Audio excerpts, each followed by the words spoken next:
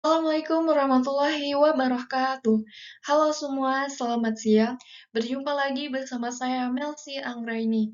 Pada hari ini kita akan membahas tema yang sangat menarik yakni layanan observasi di MTSN 3 Malang.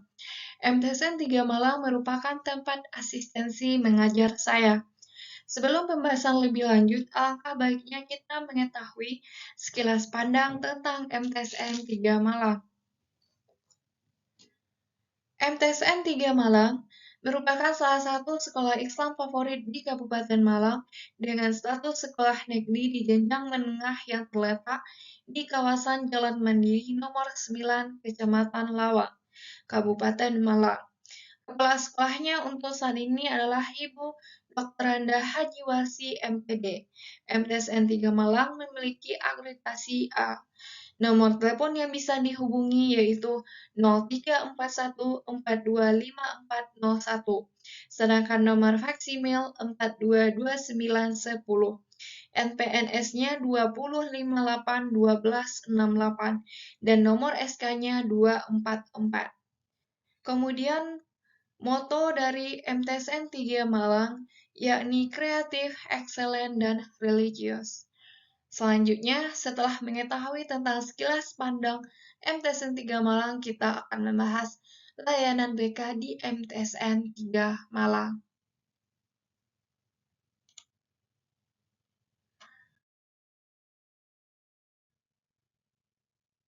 Yang pertama, struktur organisasi BK di MTSN 3 Malang. Sebelum membahas struktur organisasi, alangkah baiknya kita membahas tentang latar belakang bimbingan konseling di MTSN 3 Malang. Latar belakang BK di MTSN 3 Malang adalah munculnya berbagai permasalahan atau hambatan yang berjalan seiring dengan perkembangan anak didik. Latar belakang tersebut meliputi 3 aspek, yaitu latar belakang psikologis, latar belakang sosial budaya, dan latar belakang pedagogis.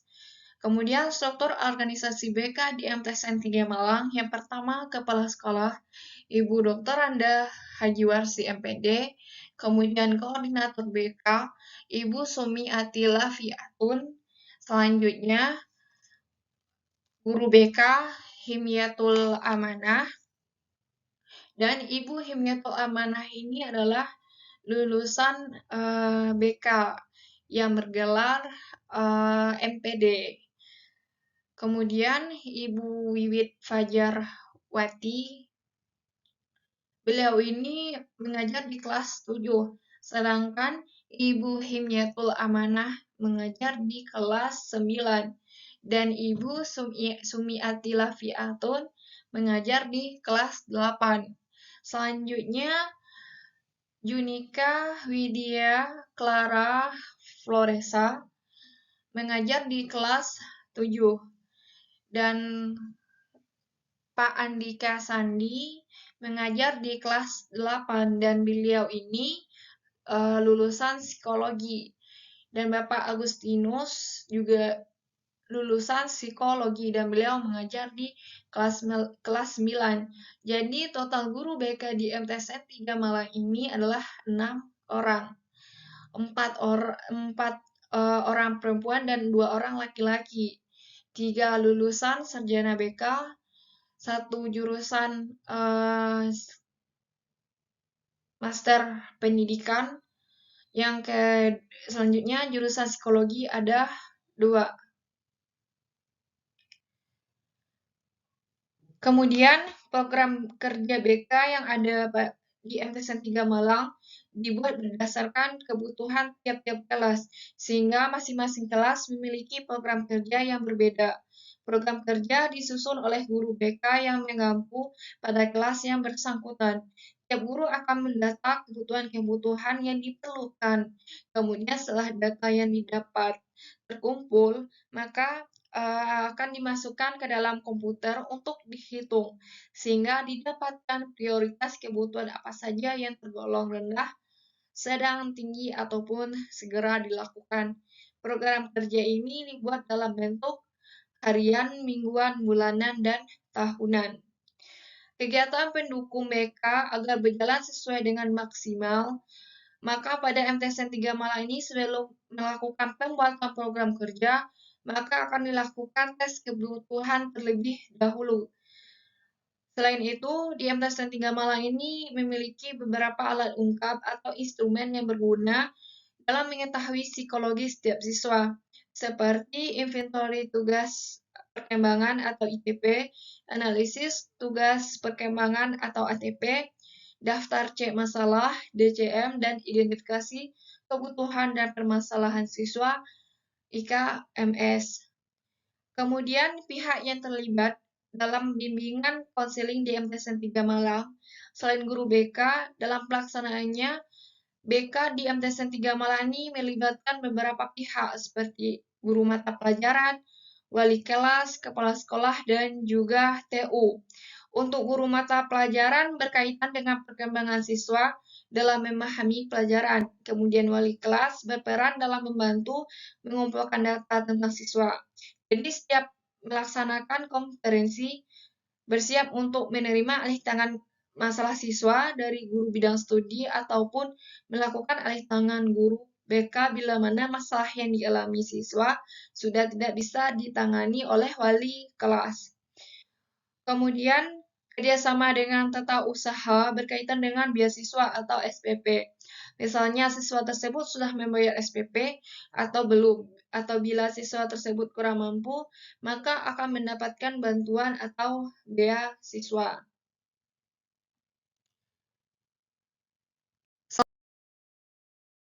Selanjutnya, pandangan warga sekolah terhadap BK. Yang pertama, siswa dan siswi MTSN 3 Malang menganggap bahwa BK merupakan tempat mereka untuk memecahkan masalah dan menemukan solusi terhadap permasalahan mereka. Menjadi tempat curhat siswanya dan tempat untuk berkonsultasi, bahkan di MTSN 3 Malang BK sebagai tempat peminjaman barang inventaris. Maksudnya ini seperti apa? Di BK MTSN 3 Malang ini, BK itu sebagai tempat peminjaman barang inventaris seperti kalau perempuan datang bulan dan mereka itu datang ke BK. Ibu, saya datang bulan. Kemudian ibu ada rok pengganti. Saya lagi datang bulan, Bu. Bu, pinjam pena. Bu, pinjam buku dan lain-lain. Seperti itu contoh yang saya temukan saat melakukan observasi dengan salah satu guru BK di MTSN 3 Malang, yaitu Bu Junika Widya Clara Floresa.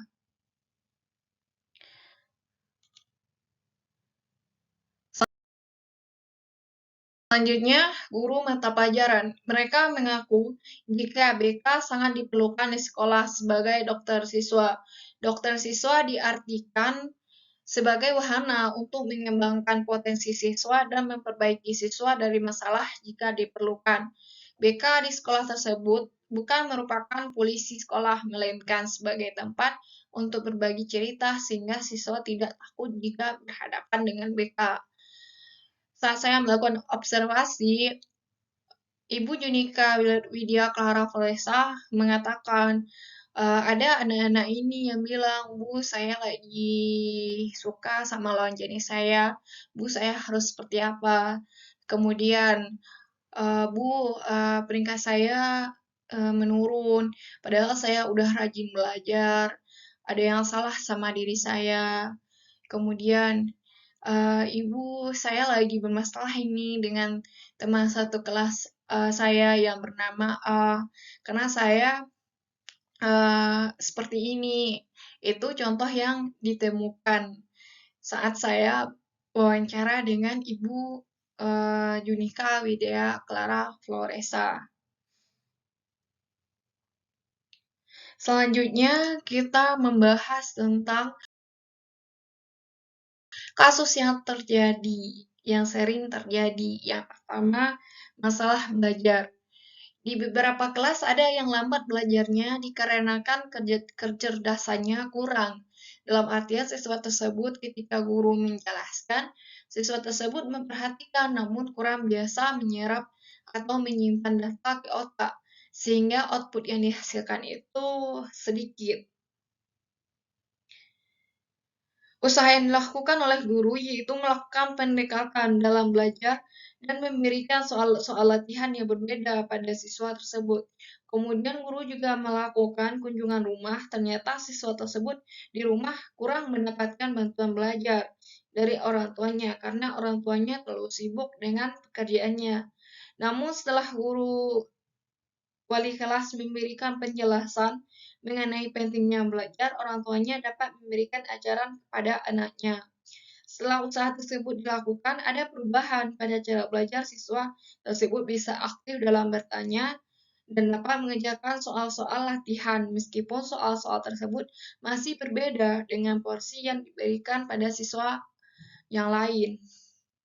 Kemudian yang kedua, kasus yang sering terjadi yaitu adalah bolos. Bolos terjadi di kelas 7, 8, dan kelas 9. Latar belakang terjadinya bolos saat saya mewawancarai salah satu guru BK di MTSN 3 Malang, yaitu Bu Junika Widya Clara Floresa. Latar belakangnya itu kondisi ekonomi keluarga, kemudian kondisi lingkungan sekolah. Maksud dari kondisi lingkungan sekolah ini adalah hubungan pertemanan.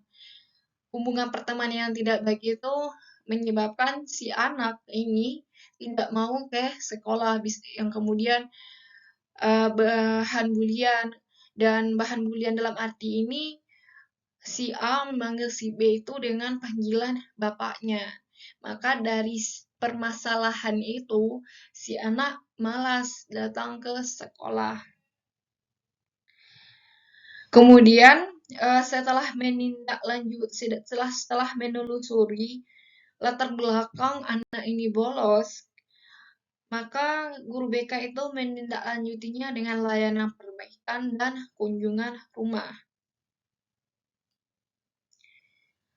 Selanjutnya,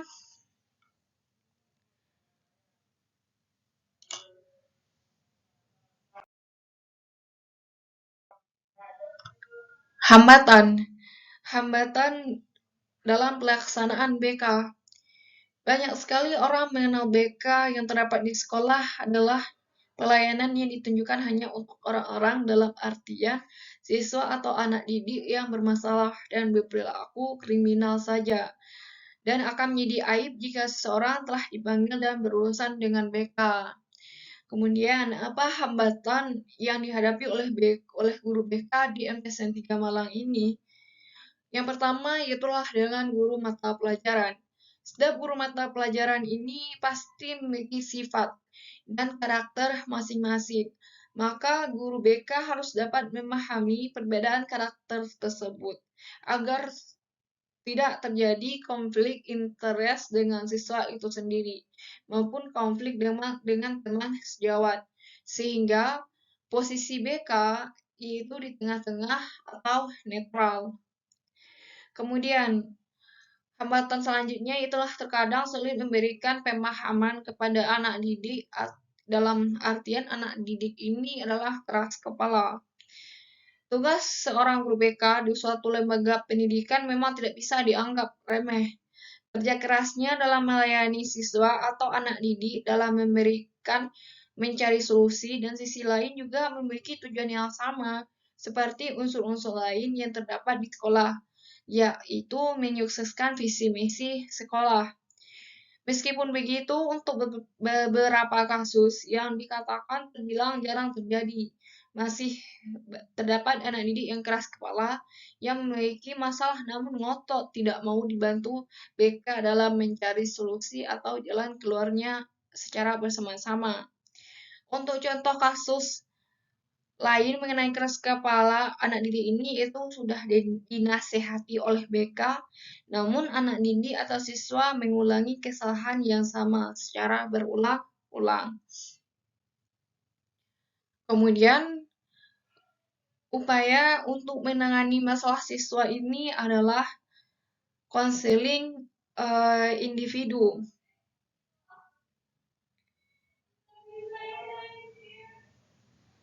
Layanan ini dirasa cocok karena layanan individu dapat membantu siswa lebih nyaman. Siswa juga dapat lebih bisa memahami dirinya sendiri dan menerima kelebihan serta kekurangan dirinya. Layanan individu seperti pada dasarnya adalah layanan konseling perorangan atau individu yang memungkinkan peserta didik mendapatkan layanan langsung tatap muka atau secara perorangan dengan guru pembimbing untuk membahas dan mengentaskan permasalahan yang dihadapi dan perkembangan dirinya. Kemudian, adapun cara yang digunakan oleh guru BK dalam menerapkan metode yaitu dengan wawancara santai. Artinya siswa tidak dipaksa menjawab pertanyaan, namun tetap diberikan sedikit masukan agar dirinya mampu mengenal dirinya itu lebih baik. Guru BK juga membantu siswa untuk mampu memecahkan masalah yang dihadapinya. Siswa juga diarahkan untuk mengembangkan potensi yang dimiliki sehingga diharapkan akan mendapatkan kepuasan secara individu dan kemanfaatan secara sosial. Kegiatan konseling individu sendiri memiliki beberapa prinsip supaya dapat berlangsung dengan baik. Di antaranya, guru atau konselor harus menghormati kejujuran klien. Yang kedua, menentukan tempat atau hari, dan yang ketiga, sifat kerahasiaan harus tetap dijaga oleh konselor. Jadi, solusi yang diterapkan guru BK di MTSN 3 Malang ini yaitu adalah konseling individu. Kemudian, langkah-langkah dalam penanganan kasus siswa, guru MTSN 3 Malang ini memiliki cara untuk menyikapi siswa yang melakukan pelanggaran. Yang pertama, memperingatkan dengan bahasa yang santun. Yang kemudian, jika siswa tidak menggubris, naikkan sedikit nada bicara, tidak ada kekerasan fisik. Kemudian jika tidak dapat diperingatkan dengan santun lagi, maka menasihati secara langsung atau melalui sindiran. Kemudian jika tidak bisa lagi, maka diantarkan guru BK. Jika BK tidak bisa mengatasi, akan diserahkan ke tatib, yaitu adalah ruang tata tertib, dan ruang tata tertib juga tidak bisa menyerahkan, akan diserahkan ke kepala sekolah. Namun saat saya melakukan wawancara, masalah yang ditangani guru BK di MTSN 3 Malang itu tidak sampai ke ruang tatib atau ruang tata tertib dan masih bisa diselesaikan oleh guru BK tanpa masalah itu diserahkan lagi ke tatib dan ataupun ke kepala sekolah.